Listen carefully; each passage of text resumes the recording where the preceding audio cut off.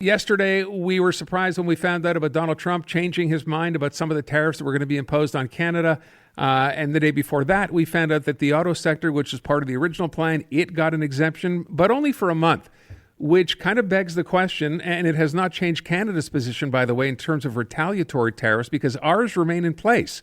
The only thing off the table now is the second round, which, again, would have begun had the U.S. gone ahead and imposed all the tariffs, which it's now not. Anything basically tied to the USMCA agreement is now off the board for at least until April 2nd, so roughly a month. But the 30-day pause, as far as the auto industry is concerned, how much of a difference does that or could that actually make? Because most people I'm hearing from and reading about say not much. David Adams is president and CEO of Global Automakers of Canada. He is on the line. Mr. Adams, thank you for your time this afternoon. And let me begin by asking you the question. 30 days, yeah, it buys us a little bit of a reprieve, but what does it all mean at the end of the day? Well, first off, thanks for having me. I appreciate it. You're right. You look in the larger context of what's going on. We have a myriad of different tariffs that the U.S. is proposing to impose on Canada. Next week, it's going to be steel and aluminum tariffs. Beginning of April, we'll have another series of tariffs potentially coming as a result of the executive orders that the president signed the first day he was in office. And again, these tariffs under the rubric of the justification being fentanyl and illegal immigration is why we have this initial round of tariffs. So really, to get a reprieve for a month is fine. We'll take it. Won't say no, but nothing is going to be accomplished as far as the automotive industry is concerned. If that's the full intent of the president, which he seems to suggest, is to wanting to move every piece of the automotive industry back into the United States from Canada or from Mexico. So. Not a lot is going to be accomplished if that's the end game in a month for sure, because these investments are long-term capital investments. They're there for a reason. A lot of cases, there's a high degree of specialization in areas of the automotive industry. So if anything happens, we're talking about years, not a month, certainly.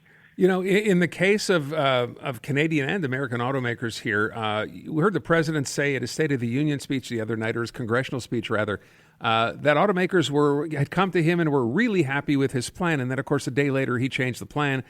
That's never been the case from what I understand. And if the end game here, as you're suggesting, is to move all manufacturing ultimately to the U.S., that's not a plan that can get done in a day, a week, even a year or two, is it?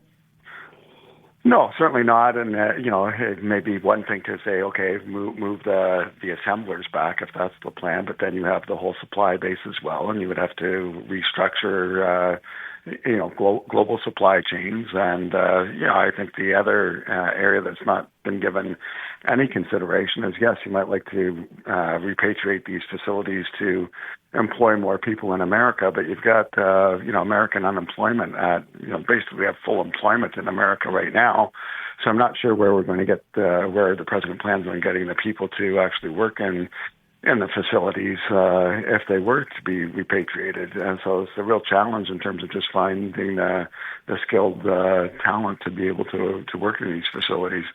And, I think any time it's all well and good to say, well, we want to repatriate manufacturing, whether it's to North America or to the United States, but global supply chains are set up for a reason, which is ideally to get the best product component part at the lowest possible cost. And if you're repatriating everything back to, say, the United States, then that also means that your cost structure is probably going to go up as well, which means that vehicles will cost more, which,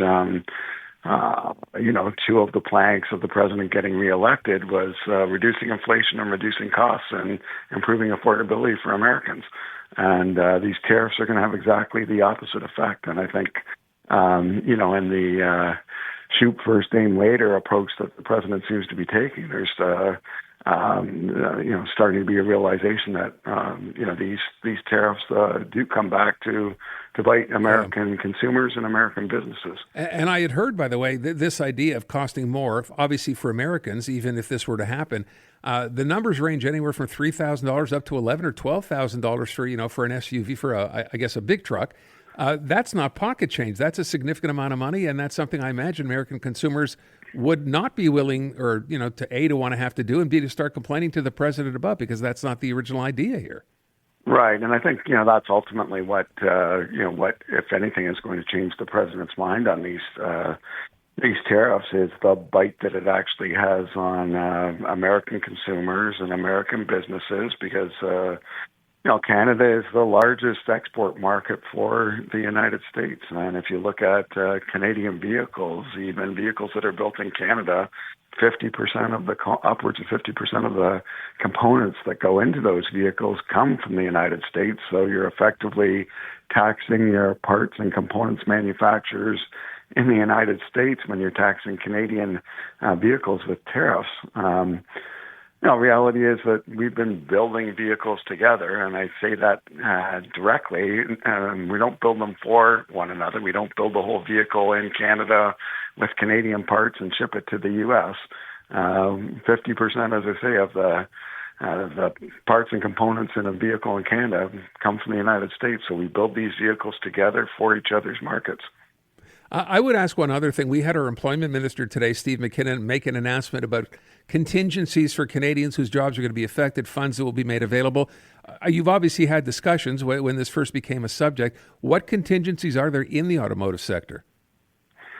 Well, at this point, I'm not aware of what the government is planning specifically. I mean, Premier Ford, for instance, home of the auto industry in Ontario, has suggested that there would be COVID-like support for, not just the automotive industry, but folks that lose their jobs or have their jobs impacted by the tariffs generally. But, whether it's easier access to employment insurance, these types of measures, I think all those things would be considered. But, there's probably other things that could be put on the table, and I'm sure are being considered and put in a package for consideration should we get to that, should we get that far down the line here. I mean, ultimately our hope would be that, there is some recognition that these tariffs are actually going to bite in America, hurt Americans, and that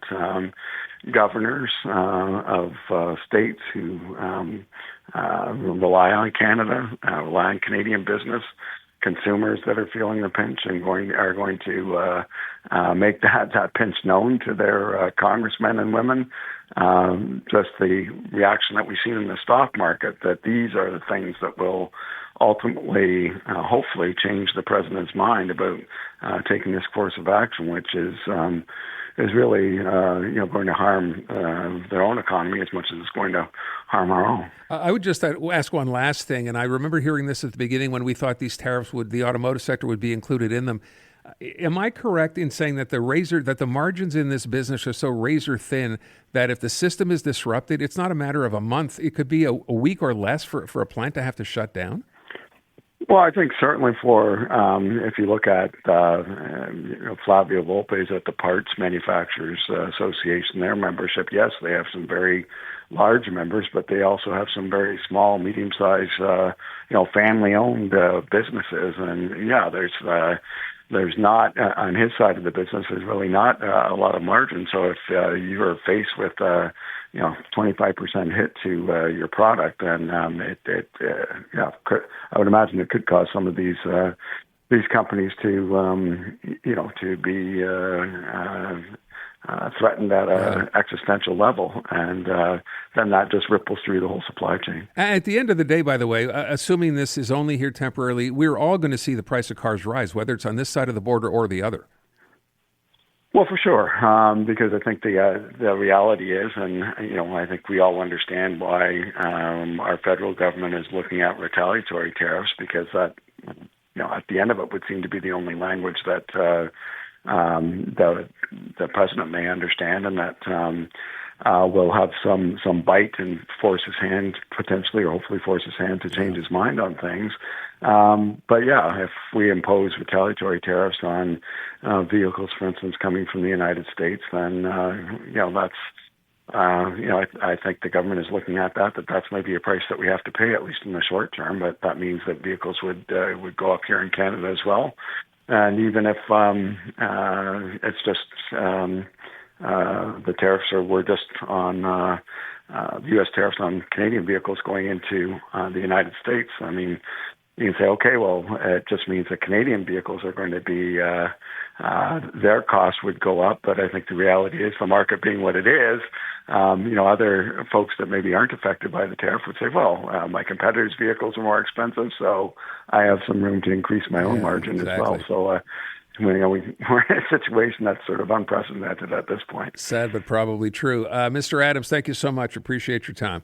No problem. Thank you. David Adams, Global Automakers of Canada. Again, for those not following along, there is a 30-day reprieve for the auto sector. But again, that could all change come as early as April 2nd. We'll have to wait and see.